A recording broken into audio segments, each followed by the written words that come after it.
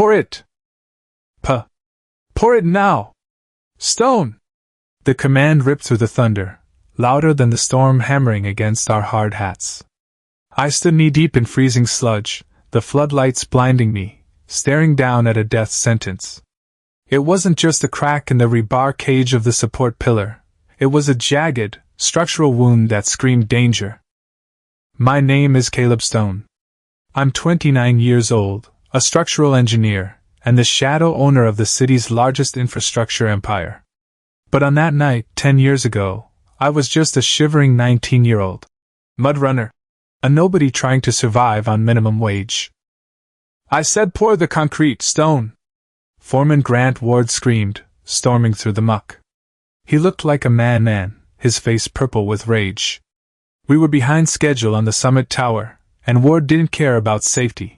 He only cared about his bonus. I blocked the chute with my shovel. I can't do it, Mr. Ward. Look at the base. It's fractured. If we pour wet concrete on this, the 4th floor will collapse in 5 years. Ward didn't look at the crack. He looked at me with pure, unadulterated hatred. He kicked a heavy wave of wet, freezing mud directly onto my chest. I stumbled back, gasping. The entire crew froze. You listen to me, you gutter rat, Ward spat, looming over me. You are a ditch digger. You have no vision.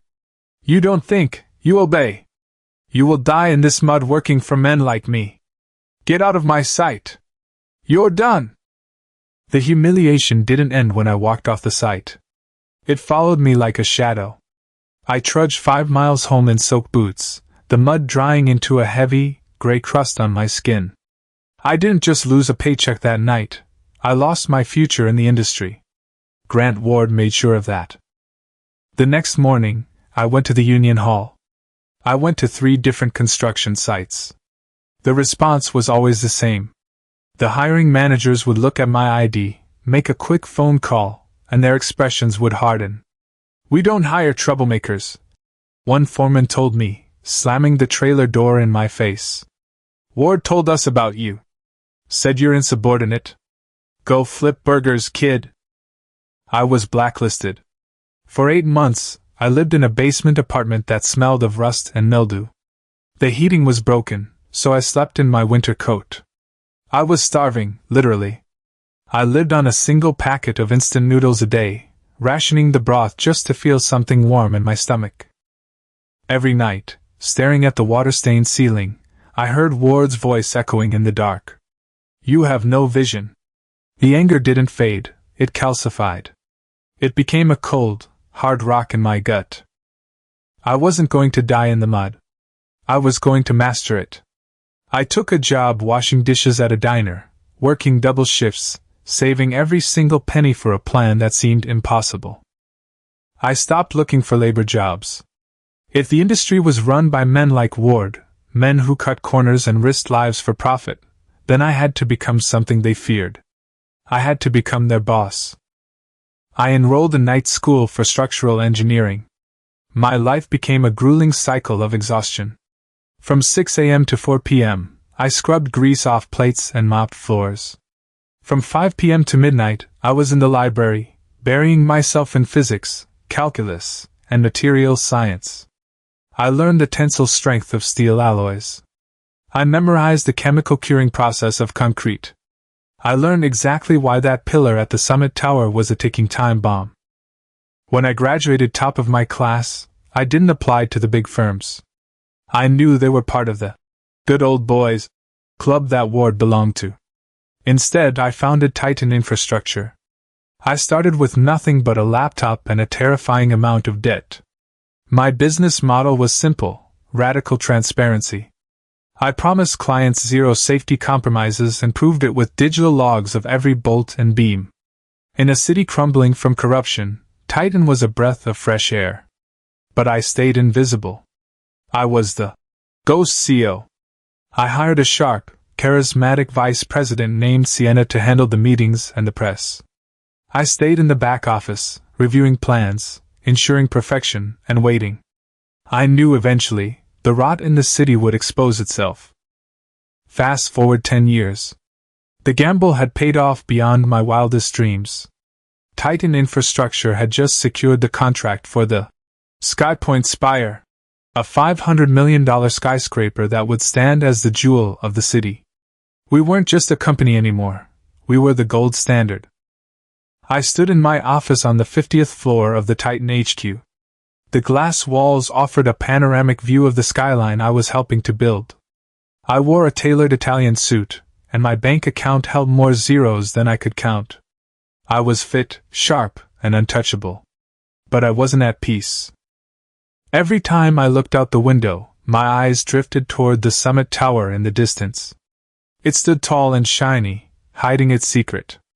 I knew the crack was still there, buried under tons of concrete, widening with every shift in the ground. I had kept quiet, gathering data, waiting for the perfect moment to strike. Caleb. Sienna's voice came through the intercom, crisp and professional. We need to finalize the site director for the Spire project today. The shortlist is on your desk. We need someone impeccable for a job this size. I turned away from the window. This was the most important hire of the year. The site director would control the entire build. I walked to my mahogany desk, expecting to see the usual list of high flyers. I picked up the stack of files, prepared to judge them on merit alone. I opened the folder, pen ready to make notes. The first few resumes were standard. Then I flipped to the third one, and the air left my lungs. The name was printed in bold, arrogant font at the top of the page, Grant Ward.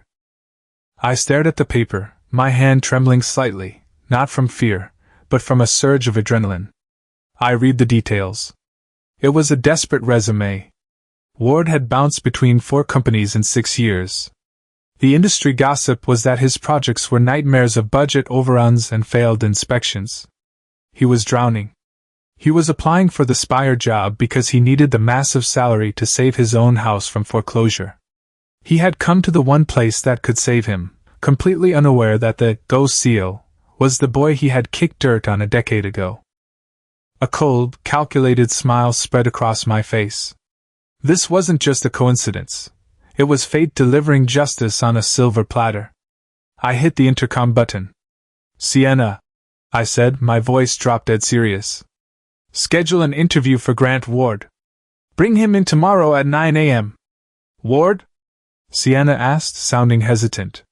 His reputation is spotty, Caleb. Are you sure? I'm sure, I replied, looking at my old, muddy boots sitting in a glass display case in the corner of the room. Set it up. But Sienna? I'm going to be in the room, too. Just not as the CEO. We're going to see who this man really is. I didn't reject his application. That would have been too easy. I wanted to look him in the eye and see if 10 years had changed the man who ruined my life. I turned to Sienna, who was still looking at me with concern. Here is the plan, I said, pacing the room. You are going to sit at the head of the table. You are the heavy hitter. I want you to be tough, skeptical, and intimidating. Make him sweat. And where will you be? Sienna asked, tapping her pen on the desk. I walked over to the closet in the corner of my office. I pulled out a spare set of gear I kept for site visits, a scuffed yellow high-vis vest, old work boots caked in dried clay, and a scratched white hard hat. I tossed my Italian suit jacket onto the couch and pulled on the vest. I ruffled my hair and rubbed a smudge of charcoal from a pencil across my cheek. I'm going to be right there in the room, I said, grabbing a push broom from the supply closet. But he won't see the CEO of Titan Infrastructure. He's going to see a janitor. He's going to see a mudrunner. If he's changed, he'll treat me with respect. If he hasn't, well, he'll dig his own grave. Sienna smiled, understanding the test immediately. This is going to be interesting. I'll set the stage. The conference room was a masterpiece of corporate intimidation. It had a 30-foot oak table and floor-to-ceiling windows overlooking the city. Sienna sat at the head of the table, looking every bit the iron-willed executive. I was in the far corner, slowly pushing a broom across the polished floor, my hard hat pulled low over my eyes. At 9 a.m. sharp, the door opened. Grant Ward walked in. He looked older. His hair was thinning, and his waistline had expanded, straining the buttons of a suit that was expensive but ill-fitting. But the eyes were exactly the same, beady, shifting, and arrogant. He carried a leather portfolio like a shield. He saw Sienna instantly. He flashed a bright, practiced smile that didn't reach his eyes and strode toward her, hand extended. "Miss Vance! A pleasure to finally meet you. I've heard incredible things about Titan." He walked right past me. He didn't even blink. To him, I was just a piece of furniture, a part of the background noise. The wind from his movement brushed past me, carrying the smell of stale coffee and desperation. He didn't nod. He didn't say excuse me. He treated me exactly as he had 10 years ago, as if I didn't exist. The test had begun, and he was failing within 5 seconds. Ward sat down, unbuttoning his jacket and spreading his resume out on the table. He leaned back, oozing a fake confidence that made my skin crawl. I continued to sweep, moving closer to the table, listening to every word. "So, Mr. Ward," Sienna began, her voice cool and detached. "We need a director who can manage large, complex teams. Tell me about your management style." Ward nodded enthusiastically. "It's all about people, Ms. Vance. I treat my crews like family. I believe in mutual respect. If you take care of your men, they take care of the build. I'm a boots-on-the-ground kind of leader." I stopped sweeping. The lie was so thick I almost choked. I let out a loud, sharp scoff, a sound of pure disbelief. It echoed in the quiet room. Ward froze. His head snapped toward me. The charming smile vanished instantly, replaced by a look of sneering annoyance. He looked me up and down, taking in the dirty vest and the broom. Then, he turned back to Sienna, rolling his eyes. "I'm sorry," Ward said, his voice dripping with condescension. "Is it possible to get the help out of here? It's a little hard to focus on high-level strategy with the janitor making noise in the corner." Sienna didn't flinch. She ignored his request entirely, keeping her eyes locked on his. "I prefer to keep my staff close, Mr. Ward. Let's talk about safety. The Spire is a high-risk build. What is your track record regarding on-site accidents?" Ward shifted in his seat. He pulled at his collar. This was his weak point, and he knew it. He cleared his throat, regaining his composure. "Impeccable," Ward lied smoothly. "I have a zero-incident policy. In 20 years, I've never had a major site failure. I prioritize structural integrity above all else. In fact, I'm known for bringing projects in under budget without ever compromising safety." He was bragging about the very thing that had gotten him fired from his last 3 jobs. He was selling the same snake oil he had sold a decade ago. I leaned on my broom, speaking up for the first time. My voice was rough, dropping the polished accent I had developed over the years. "Under budget usually means cheap materials, doesn't it? Or skipping the curing time on the concrete?" Ward's head whipped around. He looked at me like I was a talking roach. He couldn't believe a maintenance worker was daring to speak to him. The silence in the room was electric. Ward's face turned a deep, blotchy red. The mask of the professional executive slipped completely, revealing the bully underneath. He slammed his hand down on the table, turning his entire body toward me. "Excuse me?" Ward snapped, his voice rising to a shout. "I don't know who you think you are, buddy, but you're interrupting a board-level meeting." He looked at Sienna, expecting her to reprimand me, but she remained stone-faced. He looked back at me, pointing a finger that I remembered all too well. "Quiet, pal. The adults are talking here. You clearly don't understand how this industry works. Why don't you take your broom and go unclog a toilet somewhere? Let the educated people handle the engineering." There it was. The same insult. The same dismissal. He hadn't changed a bit. He still thought a vest and a pair of boots made a man stupid. He still thought he could crush anyone below his pay grade. I gripped the broom handle, my knuckles turning white. He had just dug his own grave. Now, it was time to push him into it. "I know exactly how this industry works, Grant," I said, dropping the Mr. Ward entirely. I know it better than you think. Sienna didn't even blink at Ward's outburst. She didn't reprimand him, and she certainly didn't ask me to leave. She simply clasped her hands on the table, her expression unreadable, and gave a microscopic nod in my direction. It was the signal. I didn't move from the corner. I leaned comfortably against the wall, resting my hands on the top of the broom handle like it was a staff of office. You mentioned a perfect safety record, I said, my voice cutting through the tension in the room. So I'm curious.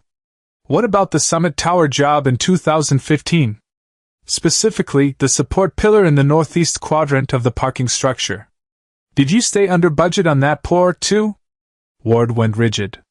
The color drained from his face so fast it looked like a physical blow. The Summit Tower was the job where he had fired me. It was the site of his crime. He turned slowly to face me, his mouth slightly open. The arrogance was faltering, replaced by a flicker of genuine fear. He squinted at me, trying to process how a random janitor in a high-vis vest knew the specific coordinates of a job site from a decade ago. That, Ward stammered, his eyes darting back to Sienna. That was a long time ago. It was a vendor error. Why is your maintenance staff asking me about specific architectural details from my past? Answer the question, Mr. Ward, Sienna said, her voice ice-cold. She leaned forward. Titan Infrastructure takes due diligence very seriously. If our staff asks a question, you answer it. Ward loosened his tie. A bead of sweat rolled down his temple, cutting a track through his foundation. He laughed nervously, a hollow, rattling sound. Look, there were some issues with the subcontractors on that job. Ward lied, his voice pitching higher. But I handled it. The Summit Tower is structurally perfect. I personally inspected that pillar. There were no cracks, no fractures. I signed off on it myself. It stands today as proof of my competence. He was doubling down. He was lying to the vice president of the company he wanted to work for, unaware that the only witness to his negligence was standing 6 feet away. Structurally perfect? I asked, taking a step closer. So you didn't order the crew to pour wet concrete over a pre-existing stress fracture? You didn't ignore the rebar exposure warnings? Ward stood up, his chair scraping loudly against the floor. Now listen here. I don't know who you've been talking to, probably some disgruntled ex-employee, but I run a tight ship. I don't cut corners. That building is solid rock. I dropped the broom. It clattered onto the floor, the sound sharp and final. I took 2 steps toward the table, shedding the slouch of the laborer. My posture straightened. My shoulders squared. Solid rock? I challenged, my voice shifting into the precise, clipped tone of a master engineer. The concrete ordered for that day was a standard mix, rated for 3,000 psi. But the structural load of the northeast quadrant required a high-strength mix of at least 5,000 psi to compensate for the sheer force of the upper levels. Ward stared at me, his jaw actually dropping. He looked like he was hallucinating. I didn't stop. Furthermore, the rebar cage used was grade 40 steel, when the blueprints clearly specified grade 60 deformed bars with a minimum yield strength of 60,000 pounds per square inch. You used inferior steel and a diluted concrete mix to save approximately $12,000 on a multi-million-dollar project. I recited the numbers from memory. I knew them because I had spent 10 years studying that specific failure. I knew the chemical composition of the disaster he had built better than I knew my own phone number. Who are you? Ward whispered, stumbling back against the table. He looked from me to Sienna, realizing too late that the power dynamic in the room was not what he thought. I'm the guy asking the questions, I said, moving to the end of the table opposite Sienna. Ward tried to scramble for a foothold, his survival instinct kicking in. He tried to turn it back around, puffing out his chest. You're reading off a spec sheet. I don't know where you got those numbers, but they're wrong. I fixed any issues on that site personally. I made sure that pillar was reinforced. Did you? I asked softly. Did you personally fix the Class A stress fracture? Or did you just order the crew to pour a Class B slurry over it to hide the cracks so you could make your deadline? The trap snapped shut. By denying the specifics, he had admitted he knew exactly which pillar I was talking about. I reinforced it. Ward stuttered, his face gray. I did what had to be done to get the job finished. That's what a director does. I made the hard call. You made the cheap call. I corrected him. You covered a wound with a band-aid and hoped the patient wouldn't die while you were still in the room. It was time. I reached up and took off the scratched white hard hat, setting it gently on the polished oak table.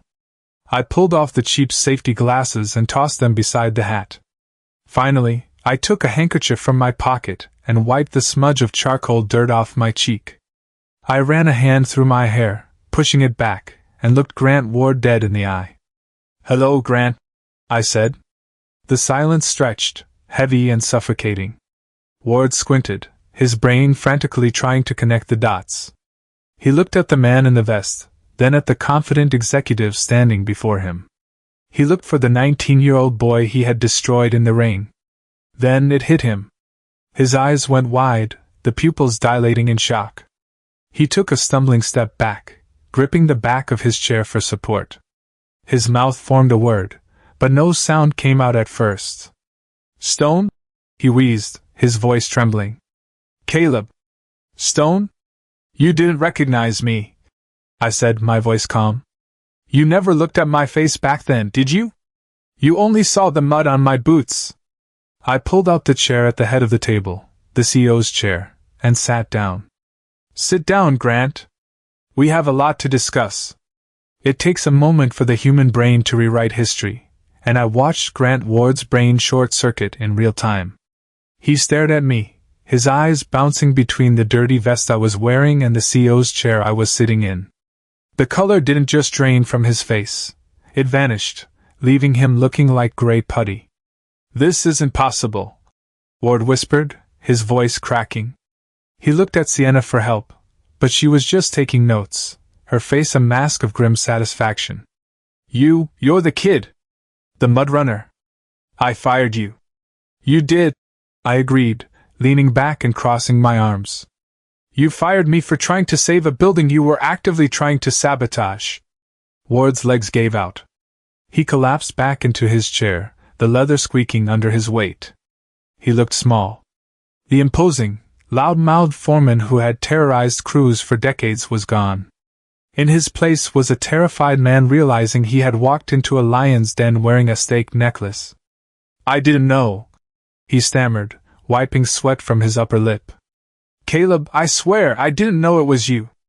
If I had known Titan was yours. If you had known, you would have lied better." I cut him off. "You would have scrubbed your resume. You would have pretended to be a saint. But you didn't know. You thought you were talking to the help, so you showed us exactly who you really are." Ward swallowed hard, his Adam's apple bobbing nervously. He tried to rally, to find some shred of the authority he used to wield over me. He forced a weak, trembling smile. "Look, Caleb. Mr. Stone." He corrected himself quickly. "We have history. I was tough on you, sure. But construction is a tough business. I was trying to toughen you up. Make a man out of you." I stared at him until he stopped talking. The silence in the room was heavy, suffocating. "You said something to me that night," I said softly. "Do you remember? You kicked mud onto my boots and you screamed at me." Ward looked down at his hands. He remembered. "You said you'll die in the mud working for people like me." I let the words hang in the air. "You were half right, Grant. The boy you shouted at, he did die. You killed his innocence. You killed his faith in the system." I leaned forward, my voice dropping to a dangerous whisper. "But the man who survived? He owns the mud now. He owns the concrete. And he owns the building you're sitting in. You don't work for people like me, Grant. You aren't even qualified to sweep my floors." Ward flinched as if I'd slapped him. But then, the desperation took over. He let out a frantic, forced laugh, slapping the table with a false camaraderie that made my stomach turn. "Water under the bridge, right?" Ward said, his voice too loud, too shrill. "Look at you. You're a billionaire. In a way, I did you a favor. I gave you the push you needed. We're cut from the same cloth, you and I. We're survivors. He actually reached out a hand, as if expecting me to shake it. As if 10 years of struggle could be wiped away with a bad apology. We are nothing alike, I said coldly. I build things to last. You build things to survive until the check clears. I pressed a small button integrated into the conference table. The lights in the room dimmed automatically. A motorized hum filled the air as a massive projector screen lowered from the ceiling behind me. You think this is just an interview? I asked, watching his eyes dart to the screen. You think this is just about you getting a job? You're wrong. This is an autopsy of your career. The projector flickered to life. A high-resolution image filled the wall. It was a ground-penetrating radar, GPR, scan, a heat map of a concrete structure. To the untrained eye, it looked like a weather map. To an engineer, it was a crime scene photo. Do you recognize this? I asked. Ward squinted. Then, he gasped. The skin showed a vertical support column. In the center of the column, glowing in angry red against the cool blue of the concrete, was a massive, jagged fissure. That is the northeast support pillar of the summit tower, I explained, standing up and walking to the screen. I pointed to the red fracture. This scan was taken yesterday. That hairline crack you ignored 10 years ago? It has metastasized. It's now a structural void running 6 feet vertically through the load-bearing core. Ward was shaking his head, mouthing no over and over again. The rebar you used has rusted through because the concrete density was too low to keep out moisture. I continued, relentless. This building is a ticking time bomb. One minor earth tremor, one heavy windstorm, and the 4th floor pancakes onto the 3rd. Hundreds of people would be crushed. And you signed off on it. Ward stood up, his chair toppling over behind him. Panic had fully set in. How do you have this? He demanded, his voice shrill with fear. You can't just scan a private building. That's illegal. I'll sue you for corporate espionage. He was grasping at straws, trying to find a legal loophole to hide behind. I laughed. It wasn't a happy sound. You're worried about the legality of the scan. I walked back to the table and picked up a thick legal folder Sienna had placed there. I tossed it across the table. It slid perfectly, stopping right at the edge in front of Ward. I didn't break into the summit tower, Grant. I bought it. Ward froze. What? I purchased the summit tower last week, I said, sitting back down. I bought the entire property solely so I could bring my own forensic engineering team in to run these scans legally. I paid $30 million just to get the receipts on your negligence. I pointed at the folder. That isn't a job offer. That's a subpoena. You aren't here for an interview. You're here so I could serve you personally. Ward stared at the subpoena, his face twisting into a mask of ugly, cornered rage. He slammed his fist onto the table, the sound echoing like a gunshot. This is entrapment, he screamed, spit flying. You lured me here under false pretenses. You can't use anything I said in this room. It's inadmissible. I'll have your license revoked. I'll sue Titan Infrastructure into the ground. I didn't flinch. I simply pointed a finger toward the corner of the ceiling, right above the door where a small, blinking red light pulsed in the shadows. I'm not the one you need to worry about, Grant, I said calmly. We aren't just recording this meeting. We're live streaming it. Ward froze, his eyes following my finger. The blood drained from his face. Who is watching? He whispered. The city safety inspector. I listed, ticking them off on my fingers. The district attorney's office. And perhaps most importantly, the board of directors of your current firm. I sent them the link 10 minutes before you walked in.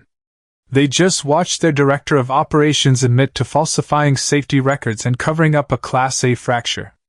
Ward collapsed back into his chair, looking like a marionette whose strings had been cut. He stared at the camera lens, realizing that his entire professional life had just been dismantled in 4K resolution. As if on cue, The silence was broken by the aggressive buzzing of Ward's phone against the mahogany table. It vibrated violently, dancing across the wood like an angry hornet. Ward looked down at the screen. He didn't pick it up. He didn't have to. The notifications were cascading down the lock screen in a blur of text messages and missed calls. "That would be your boss," I noted, glancing at the phone. "And that second call? That's the city inspector's dispatch team. They aren't calling to chat. They are currently en route to the summit tower to evacuate the building and seal the perimeter." Ward picked up the phone with trembling hands. He read a single text message. His shoulders slumped. He dropped the phone back onto the table. "They fired me," he said, his voice hollow. "Effective immediately. For gross negligence and conduct unbecoming." "You fired yourself, Grant," I corrected him. "You fired yourself 10 years ago when you decided a concrete pour was more important than human lives. The bill just finally came due." He looked up at me, his eyes wet. The arrogant bully was gone. In his place was a ruined man watching the wreckage of his career burn in real time. Then came the begging. It was pathetic to watch. Ward slumped forward, burying his face in his hands, his voice muffled and wet with tears. "Caleb, please," he sobbed. "I have a mortgage. My wife is sick. I was under pressure back then. The developers were breathing down my neck. They told me to get it done or I'd be replaced. I was just following orders." I stood up, buttoning my vest. The movement was sharp and final. "That's the difference between us," I said, looking down at him. "I was a 19-year-old kid making minimum wage, and I had the spine to say no. You were the foreman. You had the power. You had the choice." I walked to the door and opened it. 2 large security guards were waiting in the hallway. "You chose the bonus, Grant. You gambled with the lives of every family living in that tower for a paycheck. I don't care about your mortgage. I care about the people you almost killed." I nodded to the guards. "Escort Mr. Ward off the premises. And make sure he doesn't steal any office supplies on his way out." Ward didn't fight. He couldn't. He stood up on shaky legs, clutching his briefcase to his chest like a life preserver. He looked at me one last time, searching for any hint of mercy. He found none. The guards flanked him, grabbing him by the elbows. They marched him out of the conference room and down the long, glass-walled corridor. We walked through the main lobby. It was shift change time. Dozens of construction workers, engineers, and foremen were moving through the atrium. They stopped. They saw the man in the suit, crying, being hauled out by security. They saw the janitor, standing behind him, watching with cold authority. It was a perfect mirror image of my worst memory. 10 years ago, I had walked off a site with my head down, humiliated, while a crew watched. Now, Ward was making the walk of shame. He wouldn't look at anyone. He stared at the floor, the weight of his failure crushing him. As the automatic doors hissed open and he was shoved out onto the street, I felt the knot of anger in my chest, the one I had carried for a decade, finally loosen. It wasn't revenge. It was balance. 7 months later. The wind whipped at my face, but this time, it wasn't freezing rain. It was the crisp, clean air of the summit. I stood on the edge of the roof of the summit tower, looking out over the city. I wasn't standing in the mud anymore. I was standing 500 feet above the exact spot where Ward had fired me 10 years ago. I had bought the scene of the crime, repaired the fractured pillar, and turned a symbol of my humiliation into a symbol of my victory. Across the street, the massive cranes of Titan infrastructure were swinging into action, laying the deep foundations for the Skypoint spire. That project was just beginning, but the building I stood on was finally safe. I checked my phone. A news alert popped up: former construction director indicted on 12 counts of criminal negligence. Ward was going to prison. The justice system had been slow, but the evidence I provided had been undeniable. I slipped the phone back into my pocket and adjusted my hard hat. The city knew the truth now. The ghost CEO wasn't a myth anymore. They knew that the man at the top had started at the very bottom. I looked down at the tiny figures of the construction crew on the street level. Ward was right about one thing. I was a mud runner. And I always would be. Mr. Stone? A foreman called out from the stairwell. The inspection team is ready. I turned, grabbing a shovel I'd brought up with me. I'm ready. Let's get to work.